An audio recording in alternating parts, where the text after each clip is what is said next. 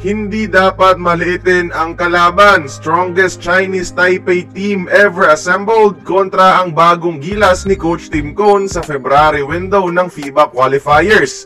Maglalaro na nga ba si Jeremy Lin? Pero bago natin pag-usapan, palike naman ang ating video bilang suporta.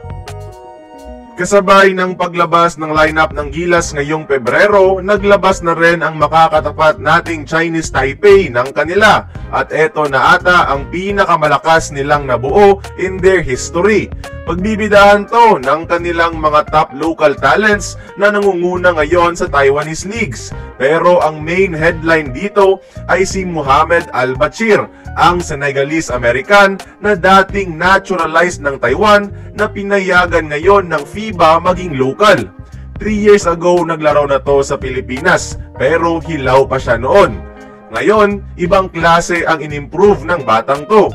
Isa ngayon sa kinoconsider na best player ng Taipei at minsan nang nagtala ng 51 points kontra pa mismo ang team ni Dwight Howard. Mala-import ang laruan, explosive 3-level scorer para sa isang gwardya.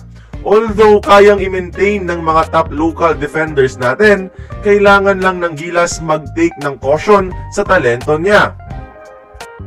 Kasama ni Al-Bachir ang kanilang naturalized player na si 6'10 center Will Artino. Although hindi gaanong athletic, delikado pa rin tong si Artino dahil kaya nitong mag-stretch ng floor, gumamit ng katawan off the dribble at magulang to maglaro sa poste. Kaya interesting challenge to para kay Kai Sotto.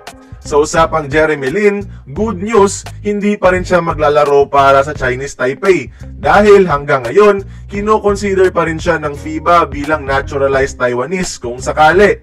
Pero sooner or later baka pwedeng i-revisit at i-reconsider ng FIBA ang hatol dahil sa ilalim ng kanilang eligibility rule, pwede kapag para sa ikauunlad ng isang developing basketball nation and plus the fact na may dugong Taiwanese naman talaga itong si Linsanity.